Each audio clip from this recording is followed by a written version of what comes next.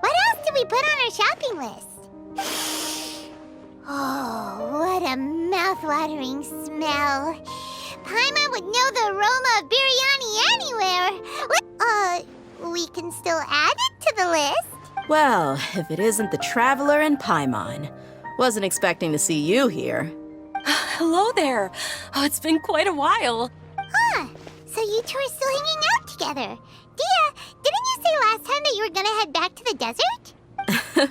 I said I was going to resign from being her bodyguard, not that our friendship was over. We're still the best of friends. The Homayanis also still post jobs from time to time. Their pay is always generous, so me and the other mercs never pass them up. I told Dia to just stay at our place when she took one of those jobs a few days ago. My parents were delighted. They even said that it always felt like we were missing someone whenever Dia wasn't around. That sounds like something they would say, all right. They're always so welcoming. Anyway, the job is already taken care of, so I was gonna head back to the brigade as soon as I finished a little shopping. But the master kept insisting, and I ended up staying for another day. You can stay for as many days as you want, Dia. Father hasn't even gotten around to treating you to his best dishes yet. You know I'm not the kind of person to stay put in one place like that, my lady. Don't worry, though. There'll always be next time. What? She said they'll treat you to the best dishes! Paimon can't believe you can still refuse that! But wait. Didn't you say last time that you would take me on a trip to the desert? Why don't you just take me with you today, when there are so many places I still haven't visited yet? I'm sorry, my lady, but no can do. There's still a few things I need to take care of back at the brigade. Besides, the desert hasn't exactly been the most peaceful place lately. Oh, come on. Not this again. That's also what you said last time and the time before that. I know, I'm sorry. Just give me some more time, and I promise I'll plan the best trip ever for you. All right, fine. To be perfectly honest, it's not that I wanted to go, it's more like I feel like something is off about you lately. Ever since you first set foot on the estate a few days ago, you've been acting anxious and even paranoid. Have you been delaying our trip because you've run into some kind of trouble? Nah, are you kidding? You're worrying too much. Would you swear on that? Friends shouldn't lie to each other, you know. I wouldn't pry any further if you're willing to swear on what you just said.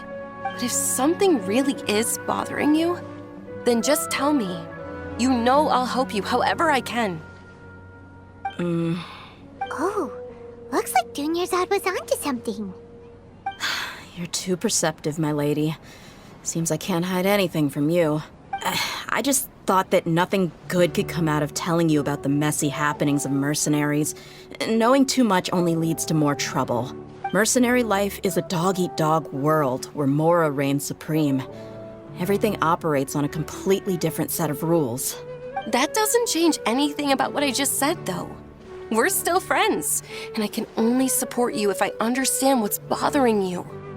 My lady, you're not gonna stop until you drag it out of me, are ya?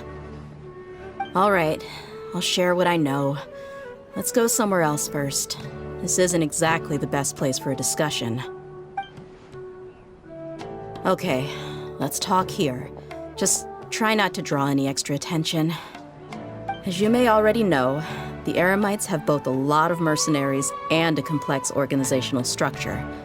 Many mercs are no different than me, just going around looking for jobs to earn some mora. My brigade is called the Blazing Beasts. We're not a large group, but every member is loyal and brave.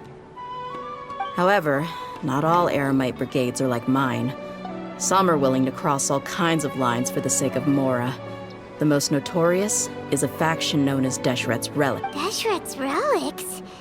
Judging from the name, they must really look up to... Yep, you got it. I've heard that you've already crossed paths with Ain al-Akmar. They're one of the groups under the Relic's banner. Oh, you mean the group that tried to sell us the Divine Knowledge Capsule? Yeah, they weren't friendly at all. Deshret's Relics is composed of many smaller brigades like Ain al-Akmar. The Relic's headquarters issues orders to all brigades under his control. On any other day, I would want nothing to do with them.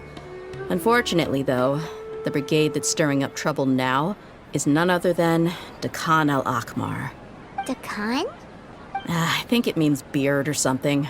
Believe me, it's a really stupid name. I found it insufferable for years. Anyway, the real issue is that Dakan al-Akmar is led by my father, Kusela. Say what now? I think I'm starting to understand your anxiety now. But what did they do? I won't go into details, my lady, but they've been involved in a lot of violent incidents. We're talking hundreds. Hundreds? Yep. The scenes tend to be quite gruesome, too. They strip the victims of all their valuables before murdering them. Not only have they targeted merchant caravans and ordinary citizens, but other mercenary brigades as well. That's beyond terrible. They won't even spare their own kind. I don't know how Deshret's Relic sees it. All I do know is that Dakan al-Akmar has become more and more aggressive over the last few years. If I don't do something about them, then even my brigade or the people of Aru village could become their next target. I just wish I knew what's driven him to do this. Yeah. How can your father do such terrible things? I don't know. People change. He's always been pretty pathetic. But at least in the past, there were still a few lines that he wouldn't cross. That's setting the bar pretty low. I mean, if he was even remotely decent, then why would I have to leave the brigade and cut all ties with him? He was loud and foolish, with no real sense of purpose. Instead of doing anything useful, he spent most of his time drinking and chasing after women. Of course, the other brigade members were just like him. Their ruckus would go on night after night. Sounds like a nightmare. What about your mother? Did she ever step in to stop them? Unfortunately, I never knew my mother. I'm sorry, Dia. I didn't know. It's all right, my lady. That's pretty common in mercenary circles. Didn't I mention that my father was chasing after women? I was the result of one of those encounters with some random person. He told me that he wasn't sure who my mother was. And in any case, she never came to see me. He'd say, "You'll be fine as long as you remember to stick with Dad." But even then, he left most of the parenting to the brigade. The one thing I do remember is that he used to tell me stories. But the problem was that he had terrible taste. He only knew a few stories, and even those tended to be pretty stale. They were tales of desert warriors defeating dragons in the forest, or stories of mercenaries rescuing princesses from rebel armies.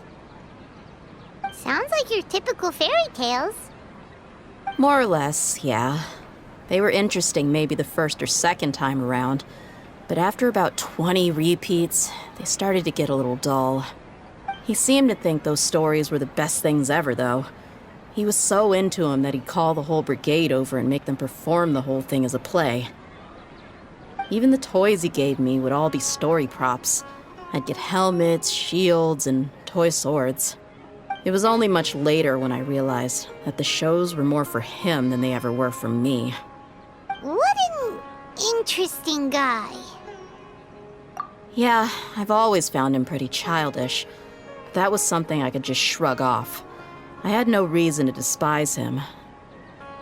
Until I grew up and learned the true face of Deshret's relics for myself.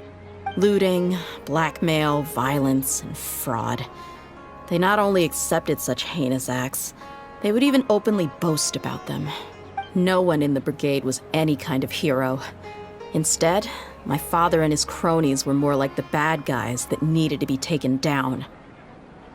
Did they really think that as long as they didn't do any of that stuff right in front of me, I would never know? I think I can understand your feelings. The difference between perception and reality must have hit hard. Yeah, but don't worry, my lady. It's all water under the bridge to me now. I had a huge argument with my father and left that place behind for good. I'm not investigating them due to any bitter feelings I still have towards my father. I just want to protect those that are close to me. Yeah, I told the boys to gather as much information as they could. Most of the reports concern violent incidents, but there's also some talk of smuggling. I see. But isn't this investigation incredibly dangerous? It is, but every mercenary lives life on the edge. It's a lifestyle that I enjoy. That may be true, but it'll be impossible for those who care about you not to worry. Well, now you get why I didn't want to share any of this with you. What should we do? They both have valid concerns. Huh? But there's no need for you to get caught up in this mess, too. Well, he's super tough, so if he went into the desert with you, then Paimon bets the problem will be solved in no time. I'm inclined to agree. I'd feel a lot more at ease if you took him along to help. I'll wait for news from you in the city until then. Please, stay safe. I'm honored that you care so much for me, my lady. All right, then let's get moving. Our first stop will be Caravan Rebot, where we can catch up a bit with my fellow mercs.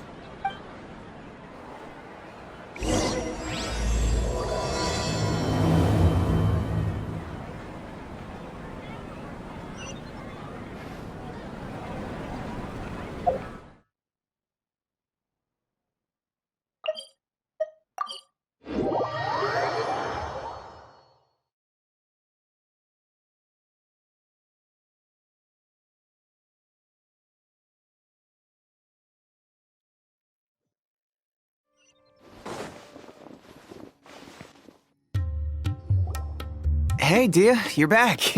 Are these two friends of yours? Likewise. There's no need to be so formal with us. We're a pretty casual crew. Anyway, since we've got newcomers, let me fill you in on what Dakan al-Ahmar's been up to lately. They've become extremely aggressive. Apparently, even their own now have become acceptable targets. They even attack other relics brigades, just the same as any other mercenary brigade. Even the most ferocious beasts still protect their own. But it sounds like they've thrown that straight to the wind. That's right. Once they've collected enough loot off the other mercenaries, they sell it off to a different brigade, or turn to merchants on the black market. A portion of their profits is immediately exchanged for more food and weaponry to be used in their next violent operation. That's terrible! Yeah, and it really makes you wonder why they're so desperate for Mora. A few days ago, Isham and I trailed them for a while, and even disguised ourselves as merchants to conduct trade with them. We were able to learn a few things from the exchange. Rather than saying they're out to plunder and hoard Mora, it'd probably be more accurate to say that they're experiencing an internal power struggle. Wait, a power struggle? You heard me right. The vast majority of their victims are mercenaries from the other brigades of Deshret's relics. If their only goal is Mora, they could have gone after anybody. The targeted nature of their attacks points to a power struggle between the different brigades within the relics. That's the only plausible explanation we have. Unfortunately, we weren't able to find out anything more specific. It seems they're also trying to keep things under wraps. Oh, one last thing we discovered was that over the past few years, as Dakan al-Ahmar became more and more active, Deshret's relics as a whole became a lot weaker. It sounds mighty strange to me, too. Haroon, you can leave the rest of the investigation to us. Gotta say, though, I didn't expect you to go on a whole undercover mission during the few days I was gone. Sounds like you were really putting your necks on the line, no? Nah, it was nothing. We're just as concerned about the situation as you are.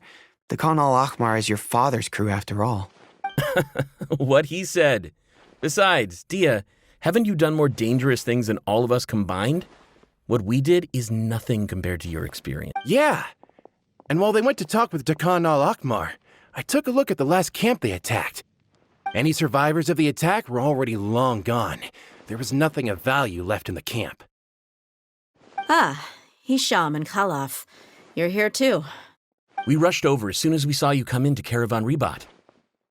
Although this new friend of yours looks a little green behind the ears, I'm sensing a special vibe from him.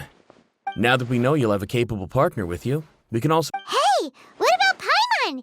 Oh, you're also planning to tag along with them? Of course! Paimon is the traveler's most important guide. Wherever he goes, Paimon will follow. Oh, in that case, then you'd better take care of her too, Dia. Don't underestimate Paimon! Don't worry about her. She may look tiny and helpless, but she's been through just as many battles as the traveler here. Even if she had only survived on sheer luck, then that alone would still make her quite formidable. I had no idea. I guess I shouldn't judge by appearances. Oh, one other thing, Dia. When you're free, why don't you update the deputy about your upcoming schedule? We held another recruitment event a few days ago, but everyone only came to see the Flame Mane. You weren't around at the time, so people were pretty disappointed to only find our crew of rough, unkempt guys. The deputy put a lot of effort into the event, but it was basically for nothing. Only a few people chose to stay, and that really got to him. Sorry to hear that. I'll be sure to bring him some great liquor next time. I left in a hurry and I couldn't make it back in time for the event. Gotta admit, I can understand their disappointment, though. You're our brigade's main selling point, after all. Now, if only the deputy could figure out a way to bring a few more smoking hot members into our ranks. Keep dreaming. Remember the last time I invited a couple gals into the brigade? You all just froze up with your mouths gaping like a bunch of scarecrows. The awkward silence and weird expressions left quite the impression on them. They were originally interested in joining us, but after that, they both told me they were too uncomfortable to stick around. Hey, didn't we agree to never bring that up again? Huh? Wait, are you serious? Why have I never heard about this? I don't think you were part of the brigade yet. Are you kidding me? I missed a once-in-a-lifetime moment like that and you weren't even gonna tell me? All right. We can tell you about it later. Now's not the time. Hey, don't you try to change the subject. You and Hisham get your butts over here and tell me everything right now. Are they always like this? More or less. There aren't many rules or graces when it comes to mercenaries. We're used to just speaking our minds. If someone starts getting under your skin, you just yell right back at them. And if that doesn't put an end to it, then you just challenge them to a fight. But we also don't tend to take many things too seriously. Being direct and getting it all out of your system as soon as things come up is better than keeping everything bottled up, never talking about it. That's also why I never spare their feelings when I talk to them. If I want to laugh, I'll laugh. If I'm angry, then I'll unload on them. It's hard to stop once you get used to it. Though, I can never do that when I'm with the Homiyanis. Hey, knuckleheads! Can you at least tell me the rest of the intel before you go back to your bickering? Yeah, you hear her, Holloff? Told you we gotta focus on the investigation first. I drew up a map. Right here's the spot. There you'll find the merchant caravan responsible for getting rid of Khan al-Ahmar's looted goods. All you gotta do is wait and ambush them in the evening. They'll have no idea what hit them. Perfect. Thanks for that. Be sure to pass my regards to everyone else in the brigade as well. Will do. You stay safe, Dia.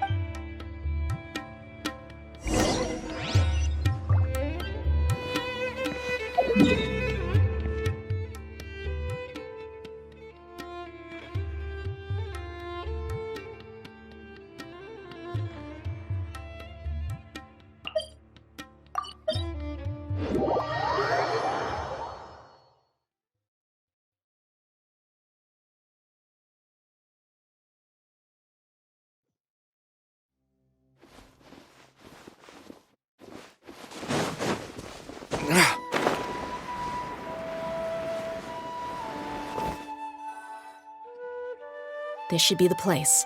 Let's find a spot to hide and bide our time. It's gonna come down to a fight one way or another, so let's all be careful. No need to worry. He knows his way around a fight. I'm not worried about that. What I meant is that we probably shouldn't go too hard on the enemy. After all, we still need to get information out of him.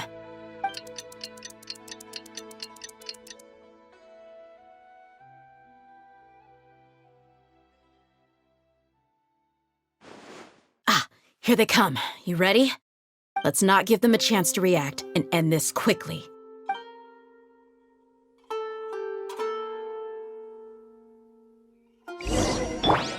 I'll protect us.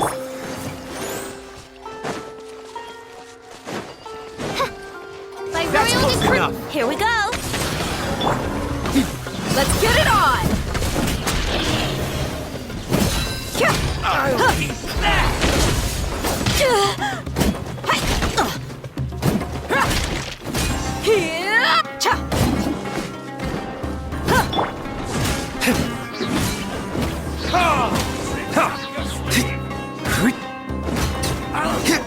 You won this one.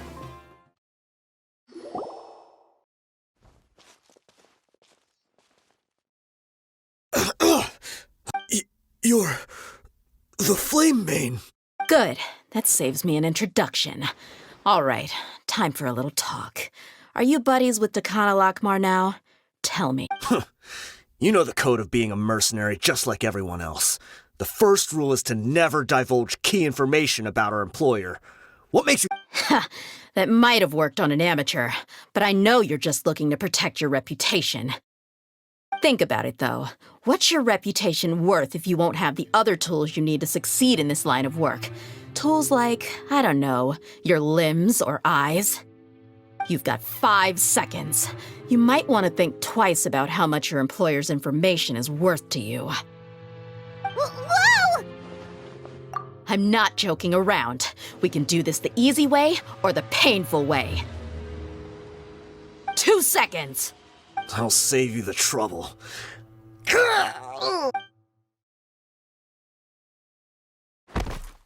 Huh? Are you crazy? He tried to bite off his own tongue. Quick, search the area for any first aid supplies. I definitely didn't expect him to go that far. Thankfully, the wound wasn't too deep, and he just passed out from the pain. But why would he be so extreme? I just wanted to test his mettle. You can get a lot of mercenaries to talk just by threatening them. I didn't expect him to be willing to go through so much pain just to deny us some intel. Well, he's out cold for now. We could wait for him to wake up, but maybe it's not a good idea to interrogate him any further. Yeah, don't worry about it. It'll be a waste of time to interrogate him again after that. He might just hurt himself again if we start asking. There are lots of goods around here. Let's search the area. Maybe we'll be able to find something. I'm really sorry.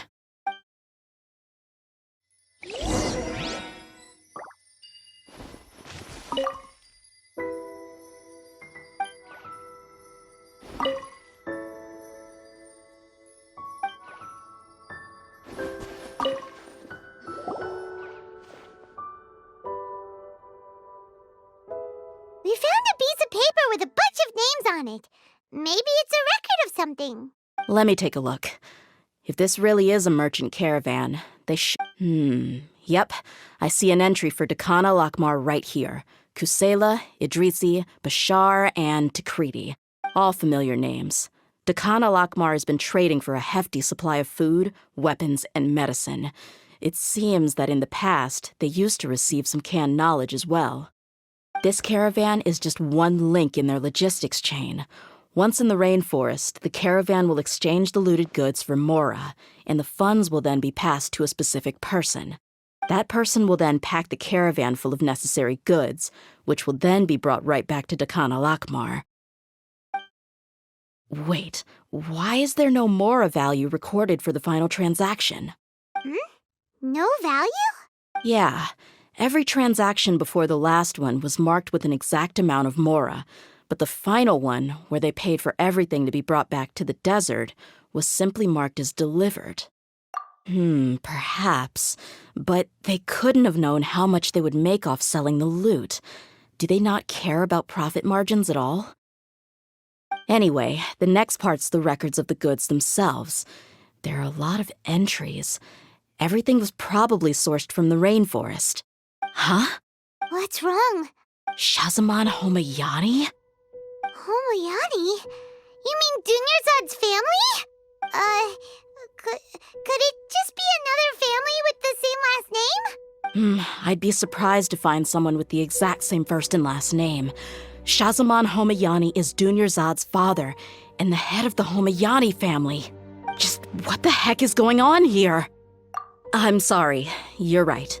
I'll consider what we found and not jump to conclusions just yet. But what this piece of paper confirms is that the Homayani family has been providing goods to Dakana Lakmar. What if the Homayanis have been kept in the dark and don't know they've been trading with Dakana Lakmar? That's a possibility, but if that was the case, why is this caravan specifically named Shazamon as their person of contact? They could have just as easily bought goods such as food and medicine directly from Caravan Ribat or Port Ormos. Yeah, funding violence and looting. The brigade gets the goods, and he is paid the proceeds from the sale of the loot. But why would he do something like this? It's not like the Homayanis are in need of money. I honestly have no idea. I've been to their estate many times, and I've never noticed anything suspicious. The only potentially large expenditure I could think of would be the treatment costs for Dunyarzad's Elazar. Maybe they borrowed a lot of mora in the past? But that's still just a speculation. I don't think the master would stoop so low to make mora. You're probably right. I know my lady's personality, and she wouldn't deliberately keep something like this from us. But what should we do now? All we found is just another mystery. If you ask me, we already have no choice but to confront her about this. I'm not worried. It's too early to make a verdict yet. I still have faith in the Homayanis. Let's go find my lady again. We'll tell her everything and see if she's willing to lend us her support. If we're lucky, we can not only figure out the mystery of this paper, but also follow the trail of breadcrumbs to the people responsible at Dakana Lakmar. Dia, are you sure this is the best decision? What if instead of getting the help we need, we just end up revealing everything we've discovered to the enemy? I've considered that possibility. But even still, I want to tell her what we found. I think I owe her that much. True friendship is built on trust. She showed genuine concern for me when we first brought up the topic. I can't repay her kindness with doubt and suspicion. That's not how I deal with people. You're right. Paimon wants to trust Dunyarzad too. Yeah. Let's pay another visit to Sumeru City.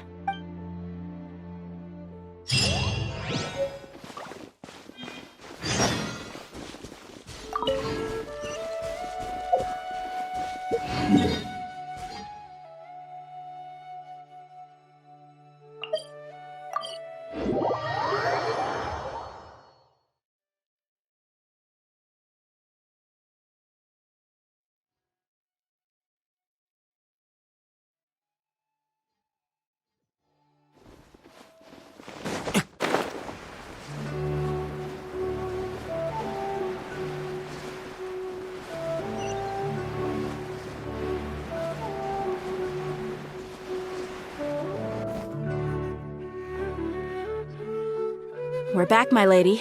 Oh, you're back a lot sooner than I expected. You mustn't have run into any trouble then. Well, how did it go? Actually, we're still investigating. It's just that we've discovered something strange. I see. The clues you found have led you back here, in the city? Something like that. You all look a little dispirited. Whatever you found must not have been very encouraging after all. Why don't you discuss it with me? Maybe I'll be able to say something to cheer you up? It's okay, my lady. It's not so much about me being upset with my father or anything like that. How should I put this? So something is wrong. Even the Traveler and Paimon have been uncharacteristically quiet. On any other day, Paimon would have already waved to me with a smile and shouted, "Dunyarzad, we're back!" So tell me, what? Well? My lady, please prepare yourself for what we're going to tell you next. It concerns the Master. The Master? Okay, I understand. Don't worry about me. My father has been supplying goods to Dakan al-Akmar? Yeah, it makes as little sense to us as it does to you. I've never doubted the Master's integrity, so I'm having a real hard time rationalizing how he could ever support an infamous brigade like them. Maybe he's not actually aware of the full story and just stumbled into the deal by accident. I can't help but agree with the Traveler. Huh? You mean you feel the same way, Dunyarzad? Thank you for sharing all this information with me. Since you've told me everything you know, I should also tell you about some doubts that I've been harboring for quite a while. In the past, I thought that my father hired a bodyguard for me so that I wouldn't run away and get lost. However, there are plenty of capable mercenaries in the Corps of 30. Why did my father go out of his way to hire Dia? About that. Well, the Homiyanis really needed bodyguards, so they reached out to the Blazing Beasts. Later, the Master told me that I was one of the best mercenaries he'd ever seen, and that I should stick around to become one of his bodyguards. He offered me a pile of mora, so I just signed on. Well, but that didn't really answer my question. Just think about it. Why did my father specifically reach out to the Blazing Beasts? Maybe the Corps of 30 just didn't have anyone available, or maybe someone recommended us. I've never given it too much thought. I think I get what you're saying. You'd think none of this was a coincidence. Precisely. At first glance, nothing seems strange or out of place. But there are many parts of the story that don't actually make any sense. If my father had always been in contact with Dakan al-Akmar, then it would make sense for him to bring Dia into our house. You mean the goal all along was to get Dia to be your bodyguard? No, that's too much of a stretch. I cut all ties with my father a long time ago. He has no control over my life anymore. But that still doesn't rule out the possibility that your father has still been trying to influence your life without you knowing. So, the Master was not likely an innocent victim in all of this? Sorry we put all of this on you so suddenly, Dunyarzad. It's okay, Paimon. I should actually be thanking you. Regardless of his reasons, if my father has truly been funding a violent group of mercenaries, then it's my duty to bring him back to reason. But is that really the right thing to do? My father has committed many atrocities and deserves all the punishment that he has coming to him. I have zero sympathy for him. However, the Homiyani family has treated me with nothing but generosity and kindness. If we decide to investigate this further, we could end up implicating the entire Homiyani family. I would be biting the hand that's fed me over all these years. Dia. It's all right, Dia. If anyone were to ask, you could always just say that I'm the one who instructed you to get to the bottom of this. You don't have to do that, my lady. I'm not conflicted because I'm afraid of taking responsibility. Besides, you're the one we should all be worried about right now. Hey, it's still too early to give up hope. What was that thing about friendship again? Right, yeah, trust! You said that yourself, Dia. Besides, there's no point on getting all riled up before we've confirmed all the facts. Thank you, everyone. That makes a lot of sense. I guess I should always remember the trust that I've placed in people. In which case, my lady, could you ask the Master to come out and have a chat with us? Sure thing. I also hope he'll be able to give us a logical explanation. Usual place? Ah, right!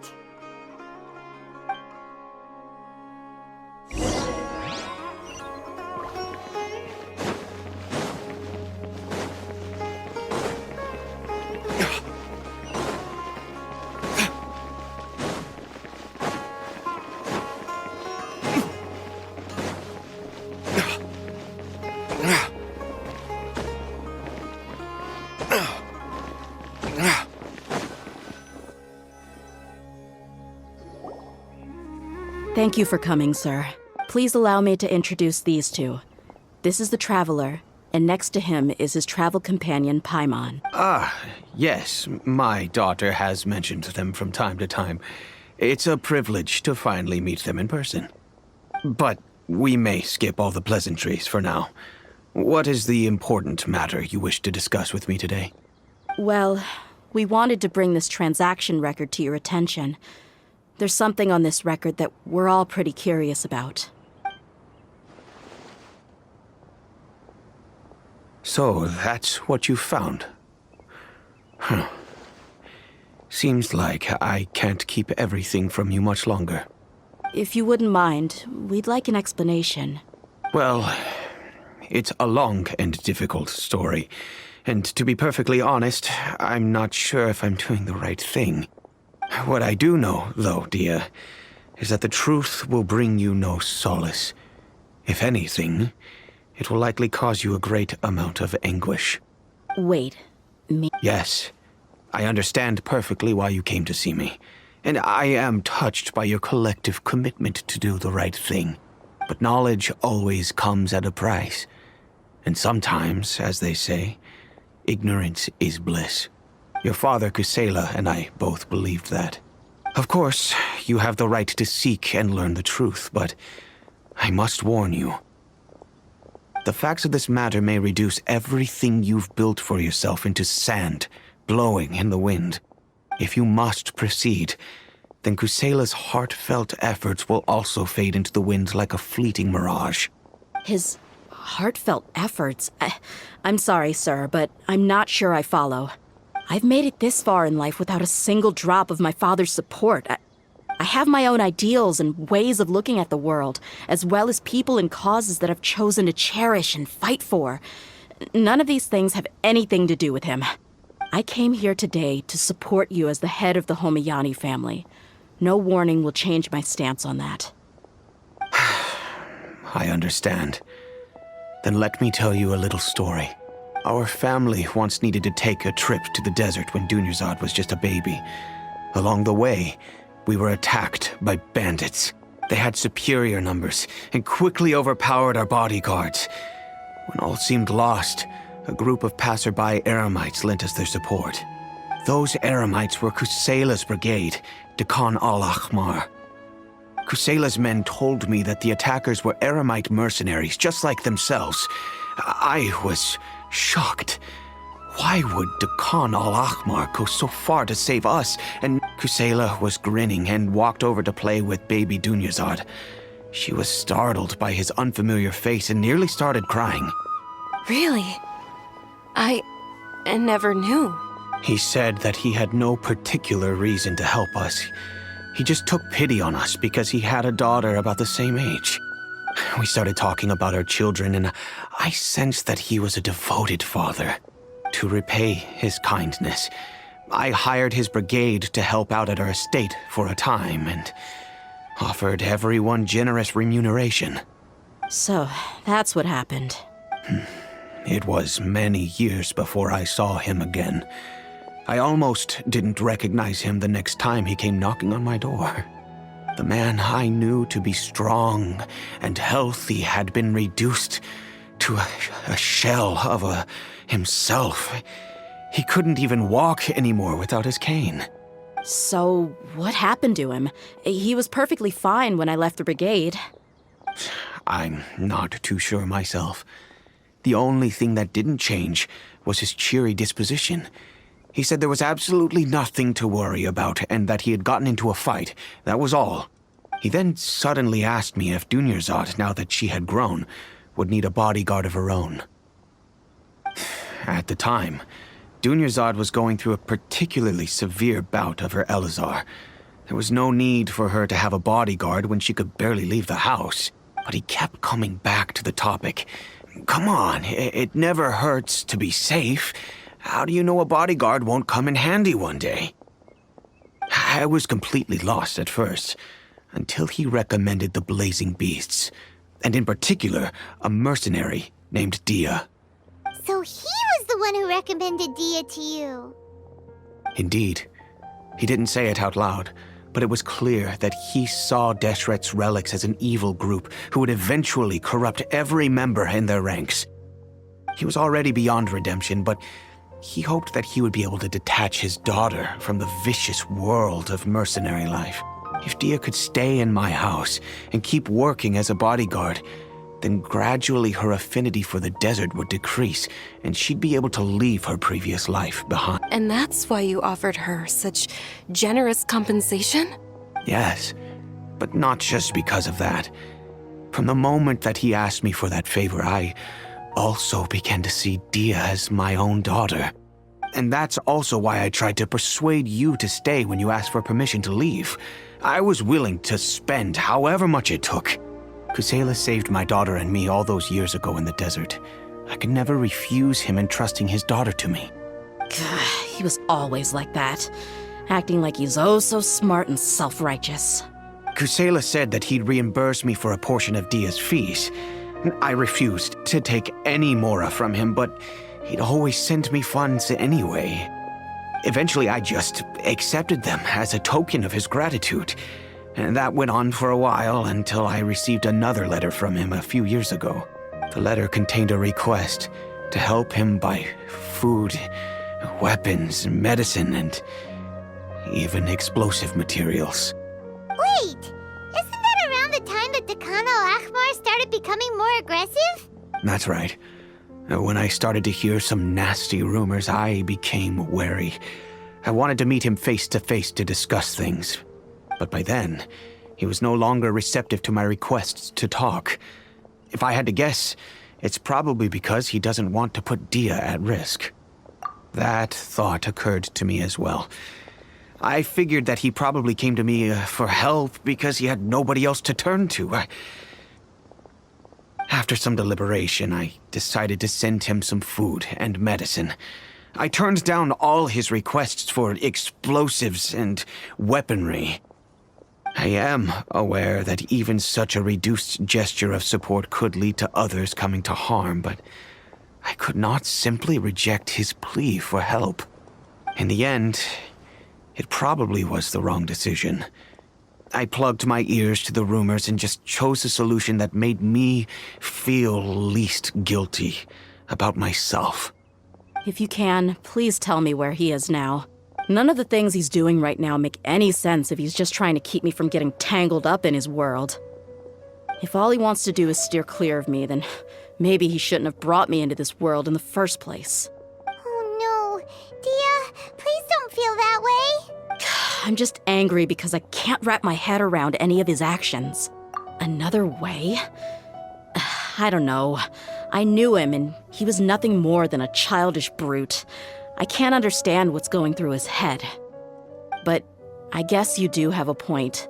We haven't uncovered the whole truth yet. We still need to figure out his exact actions and reasoning for these last few years. I'll do my best to help. Of course, anything between the two of you would need to be resolved between you and him. I don't know Kusela's exact whereabouts.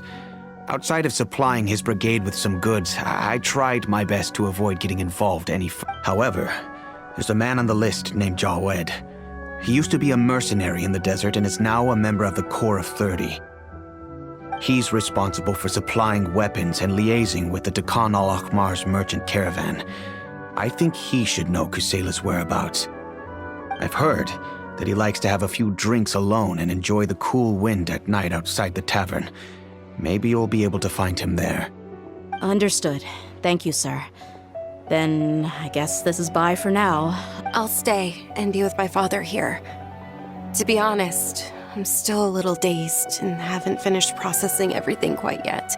My father has indeed done something wrong, but if I think about it, I'm also not sure if there was a right way to handle this problem. I feel like our only course of action is to turn everything we know over to the Corps of 30 and let them render judgment. Yes.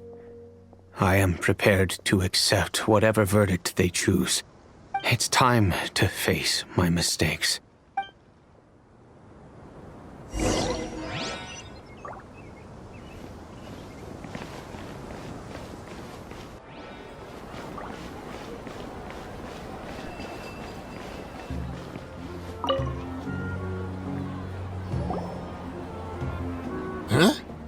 I know what you've been up to.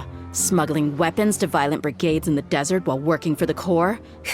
Pretty bold, if you ask me. Shh. Keep your voice down. How do you know all that? Come with me.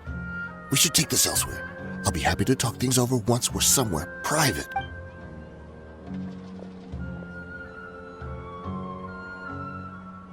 This place should do. All right. Back to my question. Don't worry about that for now.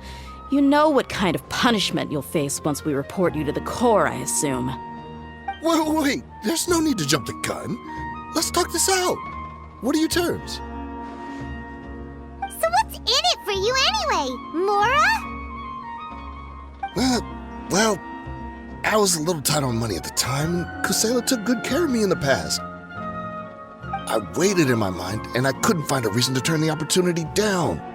I wouldn't only be helping my benefactor, but I could also make some quick Mora. Let me tell you how it is. We're investigating Dakhan al-Akmar, and we're gonna put an end to their operations. If you provide some help for us, then we might just put in a good word later to reduce the terms of your punishment.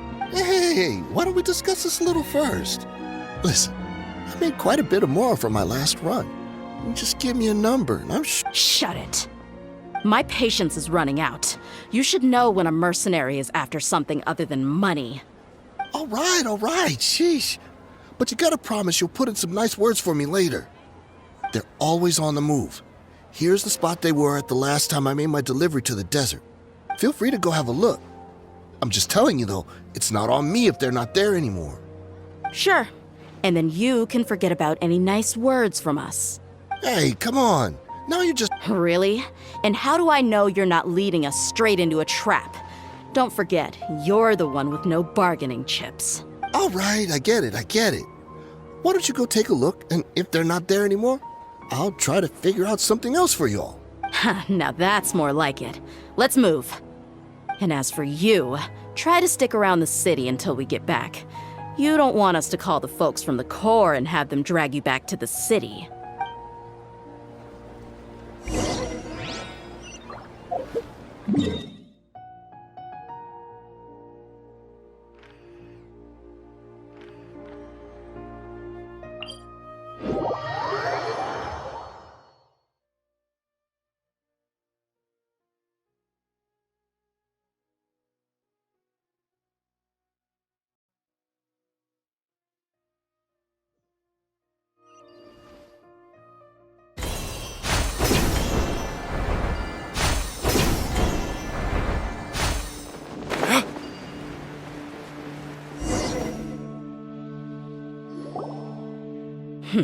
Seems like we're in luck. That should be their camp right up ahead. Let's go. We'll finally get to the bottom of this ourselves.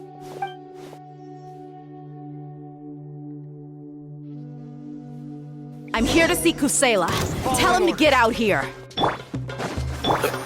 Tia, why are you...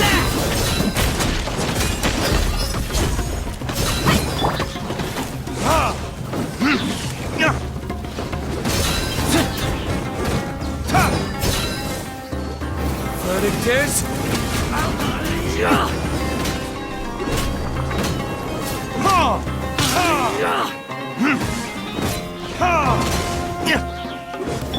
Brace yourselves. Let's play.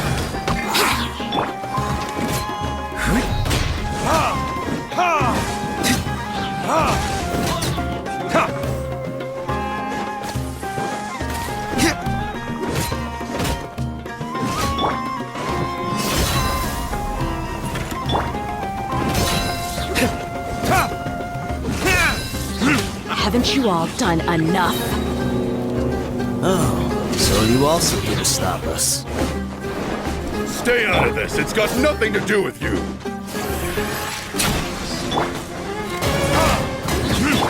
Oz, reveal thyself.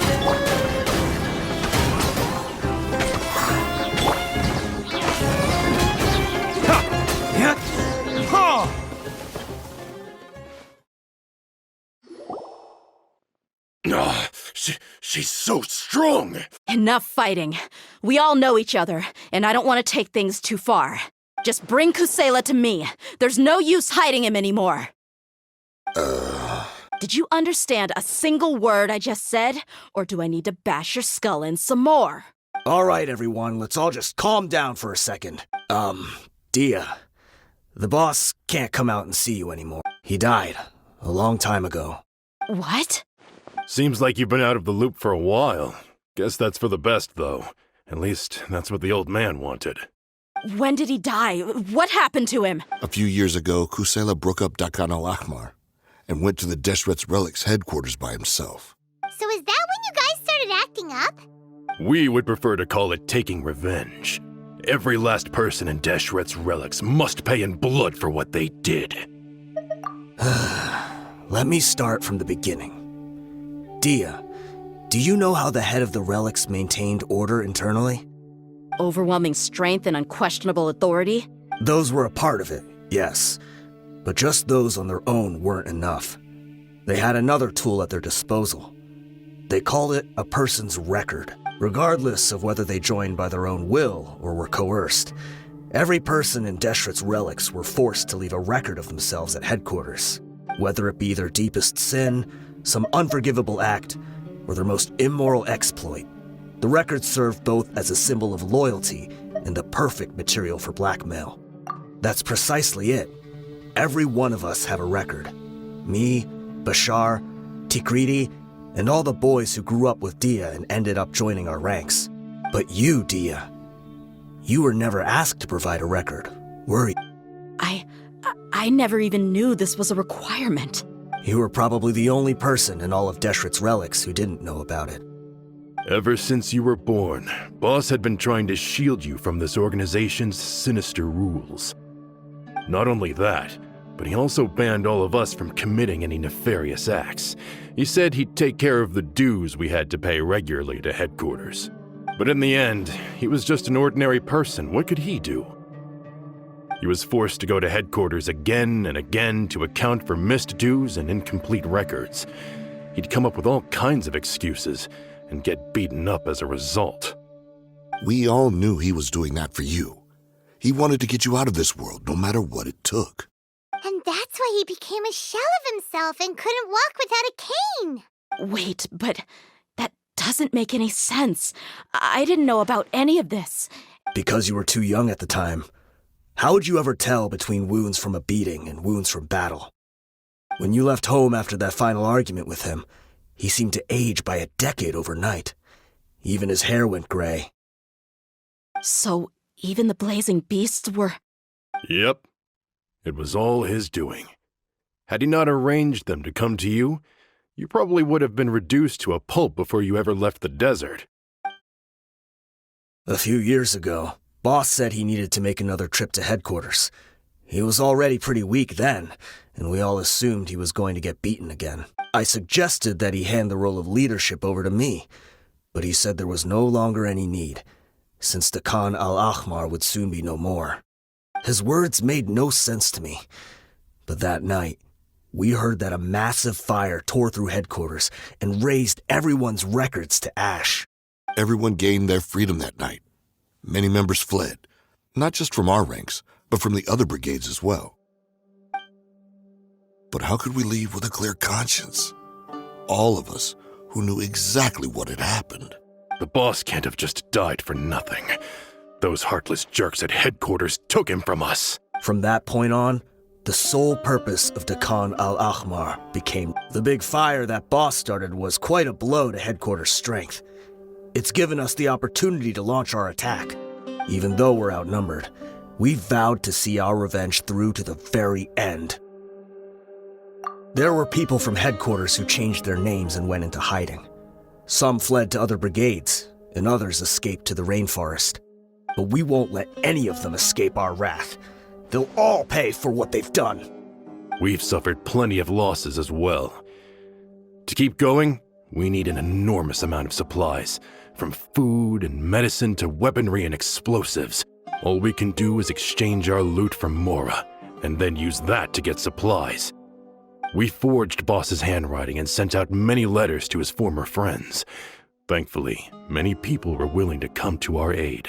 We were also able to attract many mercenaries who shared our goal. We've endured unspeakable pain to win many impossible battles. Deshret's relics have become weaker and weaker, and now we finally have an opportunity to directly strike their headquarters. Paimon doesn't know what to say anymore. We do know right from wrong, but we were sinners from the very beginning. We do not deserve the freedom that the boss won for us with his life. Boss always loved his old-fashioned hero stories. Those tales about... We used to always laugh at him for it. But in the end, he really went and lived those stories out himself. As for me, I never considered myself a hero.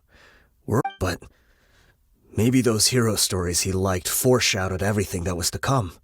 Maybe we were all just acting along with the play in the beginning. But as we acted the parts and recited the lines... I'm sorry, Dia. I know you always found us insufferable ever... I'll go with you. Huh? Dia? I grew up with these guys, and I know they're not bad people.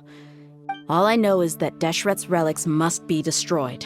Furthermore, I want to go see the place for myself. I know you don't want to get involved in this, so there's no need for you to tag along. I can do this. Yeah, Paimon feels like... Thank you. I bet Boss would lose his... Considering all the losses... He can think whatever he wants, but the fact is,